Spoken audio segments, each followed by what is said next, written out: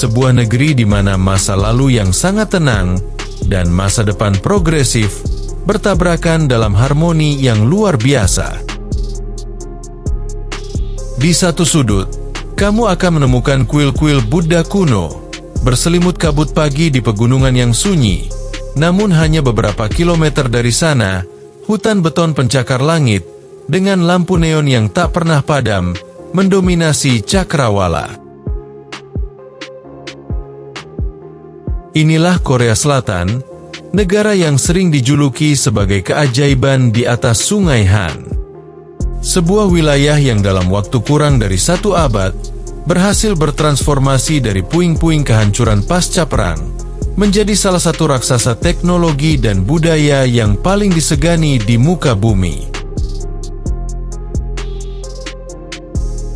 Bagi jutaan pasang mata di seluruh dunia, Korea Selatan seringkali hadir sebagai sebuah utopia yang terukir indah melalui drama televisi. Sebuah negeri dongeng modern di mana kisah cinta romantis bersemi di bawah guguran bunga sakura, diiringi oleh wajah-wajah rupawan yang seolah tanpa celah, dan gaya hidup metropolitan Seoul yang gemerlap penuh warna. Citra ini telah begitu kuat tertanam, menciptakan ilusi bahwa kehidupan di sana merupakan definisi mutlak dari kebahagiaan dan kemapanan, sebuah standar impian yang ingin dikejar oleh banyak orang. Namun, jika kita melangkah masuk ke dalam realitasnya, ilusi kesempurnaan tersebut perlahan mulai retak, memperlihatkan wajah asli yang jauh lebih dingin dan brutal.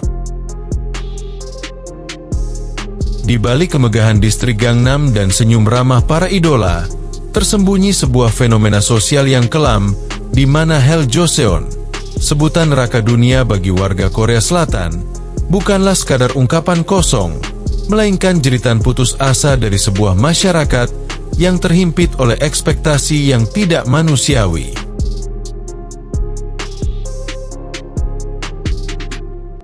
Dalam video ini, kita akan melihat lebih dalam mengenai berbagai aspek kehidupan di Korea Selatan, seperti letak geografi, budaya, sosial, sejarah, dan masih banyak yang lainnya. Sebelum mengetahui lebih lanjut, jangan lupa untuk menekan tombol like dan subscribe, agar kamu tidak ketinggalan berbagai hal dan fakta-fakta menarik di channel ini.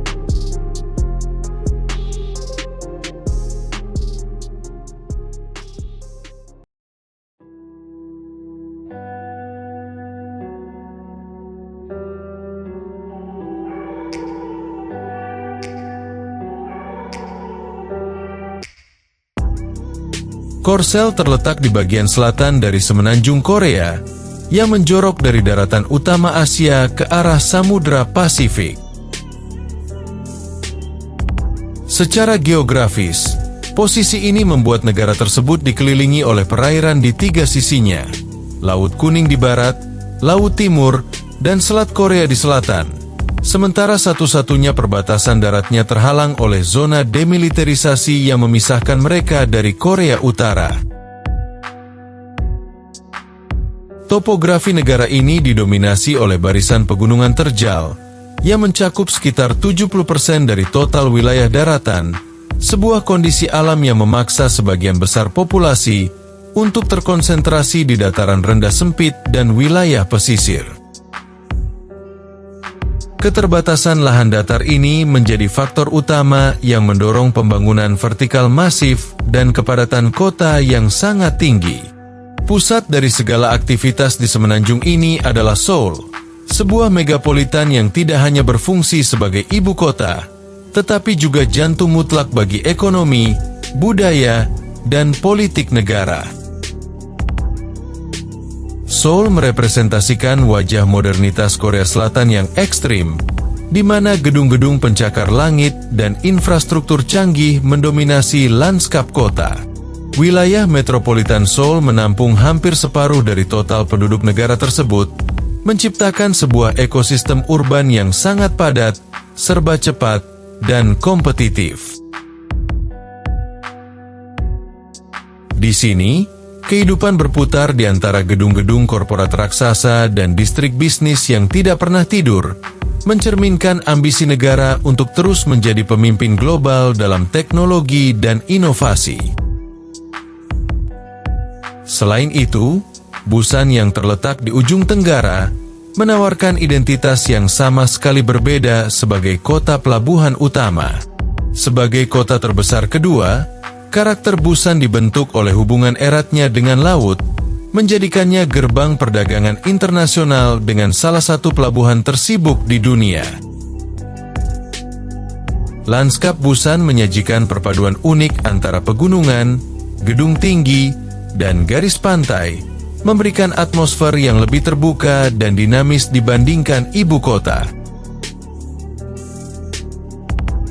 Jika Seoul adalah simbol efisiensi dan kekuasaan pusat, Busan adalah representasi dari kekuatan maritim dan sisi kehidupan Korea yang lebih berorientasi pada kelautan, menciptakan keseimbangan vital dalam struktur geografi dan ekonomi negara tersebut.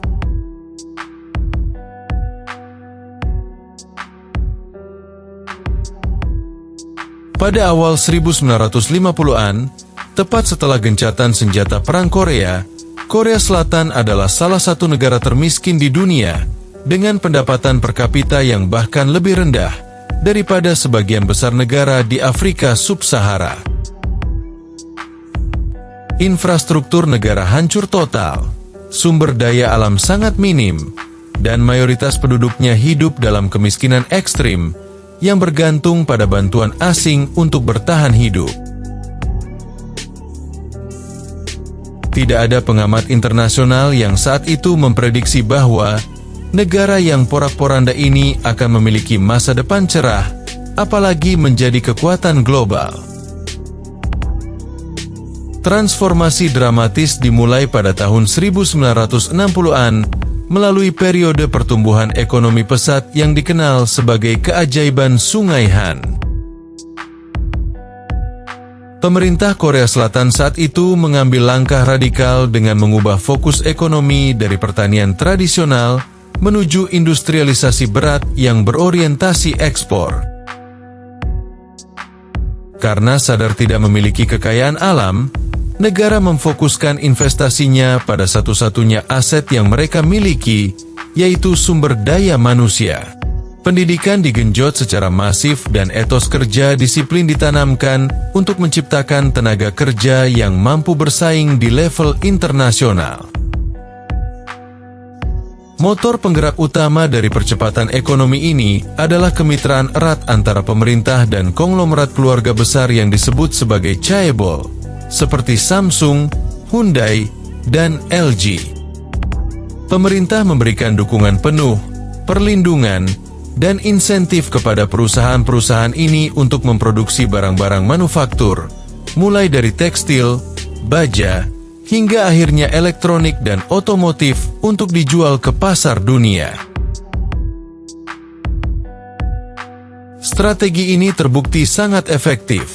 Dalam kurun waktu beberapa dekade saja, Korea Selatan berhasil melompat dari negara penerima bantuan menjadi negara donor, sebuah pencapaian yang sangat langka dalam sejarah ekonomi modern.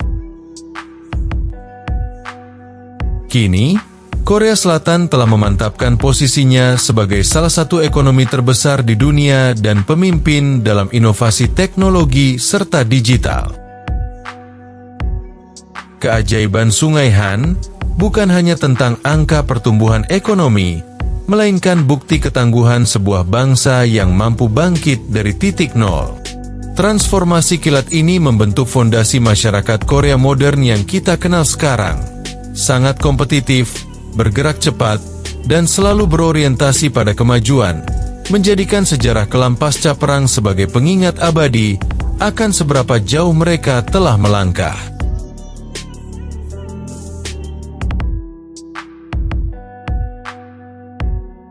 Korea Selatan saat ini dihuni oleh sekitar 51 juta jiwa, sebuah angka yang sangat padat jika dibandingkan dengan luas wilayahnya yang terbatas.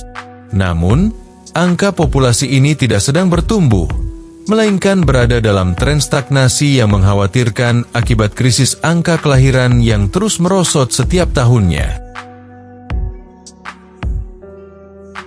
Uniknya, Distribusi penduduk di sana sangat tidak merata, di mana hampir separuh dari total populasi negara tersebut menumpuk di wilayah metropolitan Seoul dan sekitarnya. Konsentrasi manusia yang ekstrim di satu titik ini menciptakan persaingan ruang hidup yang ketat dan menjadikan wilayah ibu kota sebagai salah satu area dengan kepadatan penduduk tertinggi di dunia. Dari segi etnis, Korea Selatan memegang predikat sebagai salah satu negara paling homogen atau seragam di muka bumi. Mayoritas mutlak penduduknya adalah etnis Korea asli yang memiliki akar sejarah dan genetik yang sama, menciptakan ikatan nasionalisme kuat berdasarkan konsep satu darah. Meskipun dalam beberapa tahun terakhir jumlah warga asing mulai meningkat, terutama pekerja migran dan ekspatriat, persentasenya masih sangat kecil dibandingkan total populasi.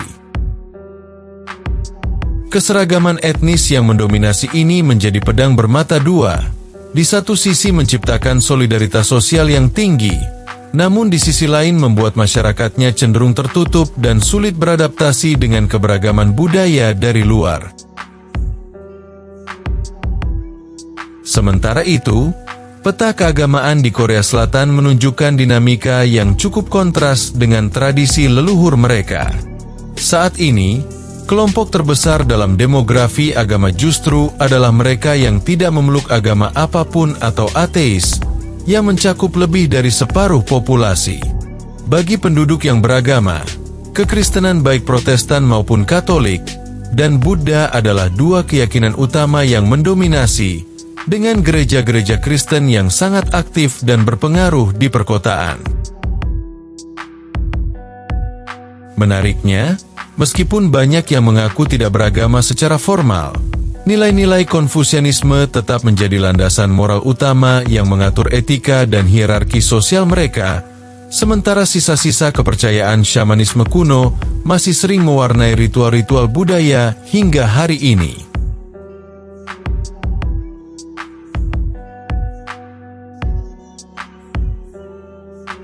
Budaya Pali-Pali, yang secara harfiah berarti cepat-cepat, bukan sekadar kebiasaan semata, melainkan telah menjadi detak jantung yang menggerakkan seluruh sendi kehidupan modern Korea Selatan. Mentalitas ini lahir dari desakan sejarah pasca Perang Korea, di mana negara tersebut harus bangkit dari kehancuran total dan mengejar ketertinggalan ekonomi global dalam waktu yang sangat singkat.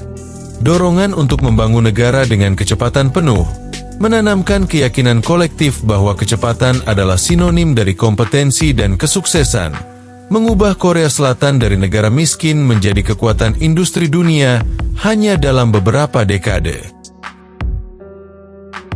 Dalam praktik sehari-hari, filosofi ini bermanifestasi menjadi standar efisiensi yang ekstrim dan menuntut hasil yang instan di segala sektor.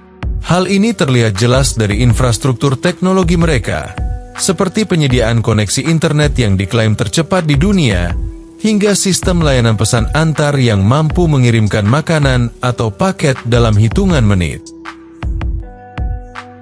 Di ruang publik, Pali-Pali terlihat dari kebiasaan warga yang berjalan kaki dengan ritme sangat cepat, ketidaksabaran saat menunggu antrean, hingga refleks menekan tombol tutup pintu lift berulang kali agar tidak membuang waktu sedetik pun.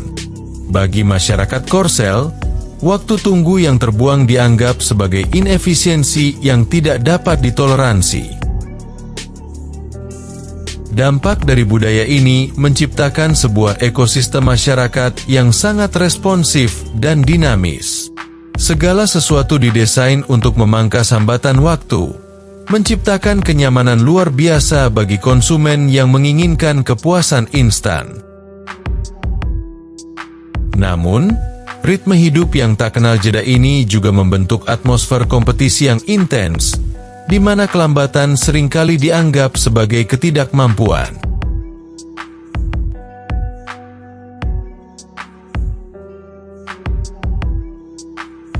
Budaya Korea, atau yang dikenal sebagai Hallyu, bukanlah fenomena viral sesaat yang terjadi secara kebetulan, melainkan hasil dari strategi nasional yang dirancang dengan sangat matang dan sistematis.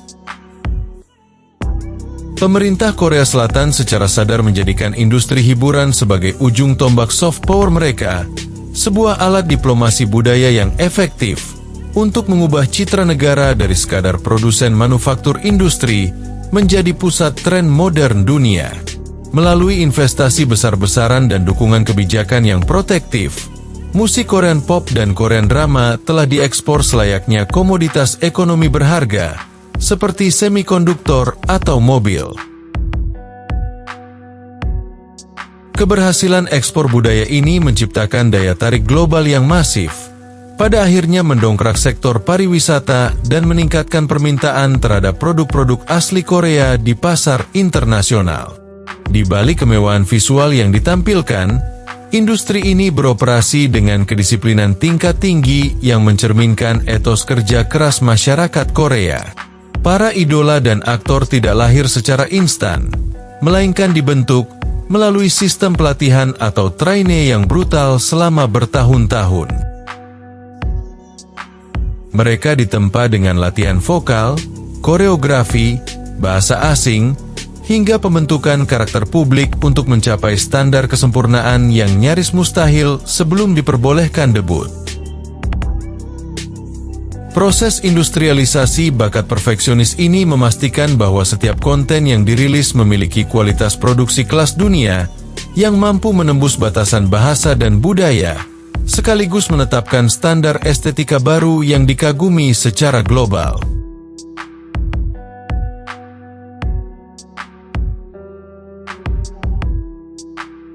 Fenomena kehidupan apartemen di Korea Selatan adalah konsekuensi langsung dari kondisi geografis dan sejarah modernisasi negara tersebut. Dengan sekitar 70% wilayah daratan yang berupa pegunungan, dan populasi yang sangat padat di area perkotaan, ekspansi horizontal menjadi hal yang nyaris mustahil dilakukan. Akibatnya, pembangunan vertikal menjadi solusi utama untuk menampung jutaan penduduk yang memadati kota-kota besar seperti Seoul dan Busan. Kompleks apartemen di sana bukan sekadar gedung tempat tinggal, melainkan sebuah ekosistem mandiri yang seringkali dilengkapi dengan taman, fasilitas olahraga, hingga pusat perbelanjaan mini, menjadikannya simbol status sosial sekaligus standar kenyamanan hidup bagi kelas menengah modern yang memprioritaskan keamanan dan efisiensi di tengah mobilitas tinggi. Di balik kenyamanan dan efisiensi yang ditawarkan, realitas kepemilikan apartemen di Korea Selatan, khususnya di wilayah metropolitan Seoul, telah berubah menjadi krisis finansial yang mencekik bagi sebagian besar warganya. Harga properti telah meroket tajam dalam dekade terakhir, menciptakan ketimpangan yang menganga antara rata-rata pendapatan masyarakat dengan nilai jual hunian. Bagi pekerja biasa, memiliki satu unit apartemen standar di Seoul kini seringkali dianggap sebagai mimpi yang nyaris mustahil dicapai hanya dengan mengandalkan gaji bulanan. Mengingat rasio harga rumah terhadap pendapatan yang telah mencapai titik tidak masuk akal, memaksa banyak orang untuk bergantung pada utang jangka panjang yang membebani seumur hidup. Situasi ini memberikan dampak psikologis dan sosial yang mendalam, terutama bagi generasi muda yang kini menghadapi tembok tinggi ketidakpastian ekonomi. Tingginya harga hunian menjadi salah satu faktor utama yang memicu fenomena penundaan pernikahan dan keengganan memiliki anak, karena kepemilikan apartemen seringkali dipandang sebagai prasyarat kemapanan sebelum membangun rumah tangga. Banyak pasangan muda akhirnya terpaksa tinggal di pinggiran kota, yang jauh dan harus menempuh perjalanan komuter melelahkan setiap hari, atau terjebak dalam sistem sewa jeonse, deposit uang jaminan dalam jumlah besar, yang belakangan ini juga semakin rentan terhadap risiko penipuan dan lonjakan harga. Hal ini menjadikan tempat tinggal sebagai sumber kecemasan utama, alih-alih tempat berlindung yang aman.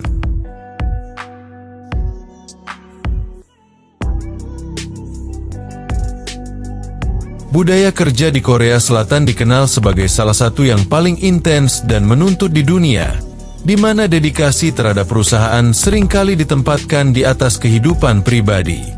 Jam kerja yang panjang bukan sekadar kewajiban kontraktual, melainkan norma sosial yang mengakar kuat, di mana pulang tepat waktu sering dianggap sebagai tanda kurangnya loyalitas atau etos kerja yang buruk. Fenomena ini menciptakan pemandangan umum di distrik perkantoran Seoul, di mana lampu gedung-gedung pencakar langit tetap menyala terang hingga larut malam. Karyawan seringkali merasa sungkan untuk meninggalkan meja kerja mereka sebelum atasan pulang, menciptakan budaya lembur implisit yang melelahkan fisik dan mental, demi mempertahankan posisi mereka dalam lingkungan korporat yang sangat kompetitif. Rutinitas kerja yang berat ini tidak berakhir saat karyawan meninggalkan kantor, melainkan berlanjut ke dalam tradisi yang disebut hoesik, atau acara makan dan minum bersama rekan kerja. Hoesik sering dianggap sebagai perpanjangan jam kerja yang tidak tertulis namun bersifat hampir wajib, di mana ketidakhadiran bisa dianggap sebagai tindakan antisosial yang merusak harmoni tim. Dalam acara ini, hierarki kantor tetap berlaku ketat. Bawahan harus menuangkan minuman untuk atasan dan seringkali dipaksa untuk terus minum alkohol hingga larut malam demi membangun solidaritas tim. Meskipun tujuannya adalah untuk mempererat hubungan antar karyawan dan melepaskan stres, bagi banyak pekerja, ini justru menambah beban kelelahan kronis karena mereka harus tetap bangun pagi keesokan harinya untuk kembali bekerja dengan performa maksimal.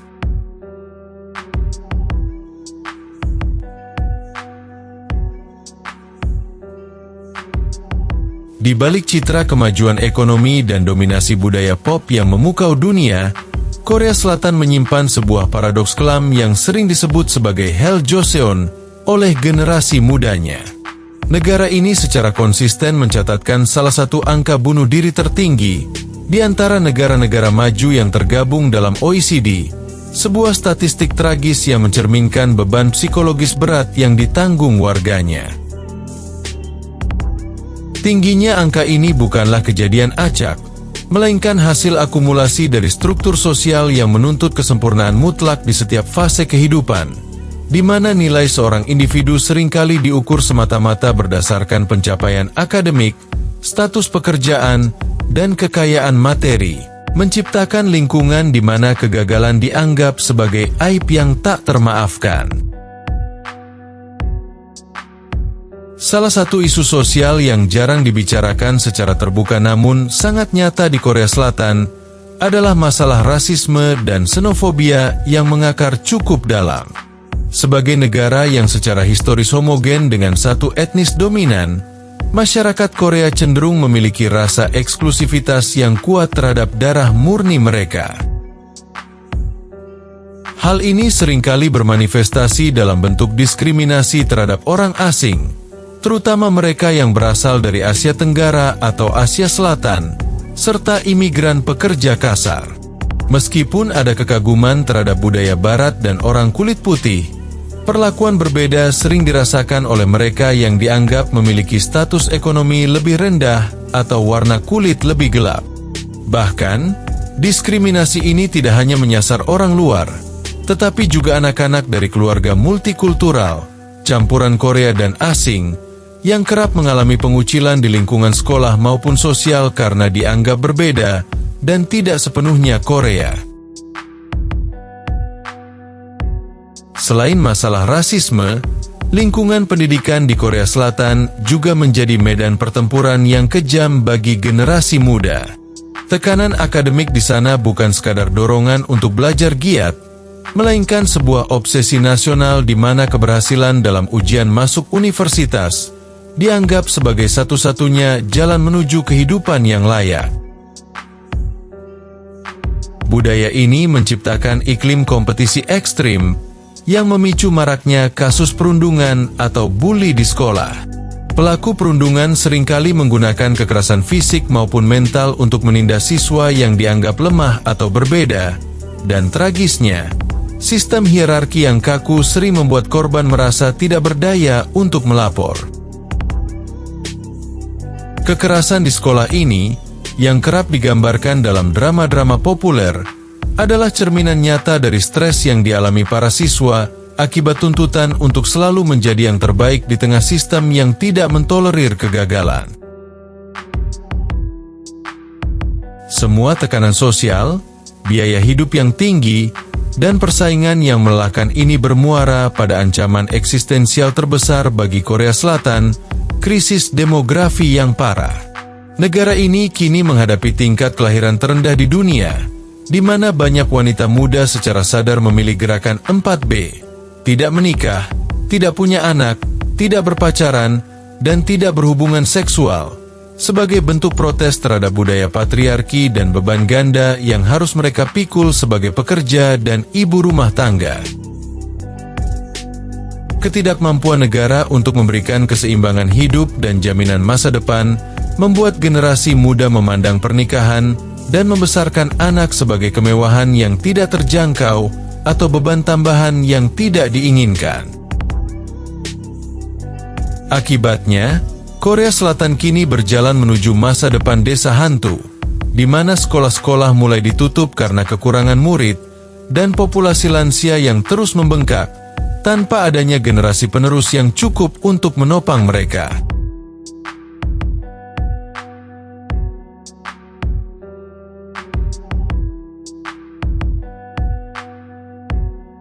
Dan itulah beberapa fakta-fakta menarik mengenai Korea Selatan. Jika kamu menikmati video ini, jangan lupa untuk memberikan like, meninggalkan komentar, dan menekan tombol subscribe agar kamu tidak ketinggalan berbagai informasi menarik lainnya. Sekian dulu untuk kali ini, dan sampai jumpa di video berikutnya.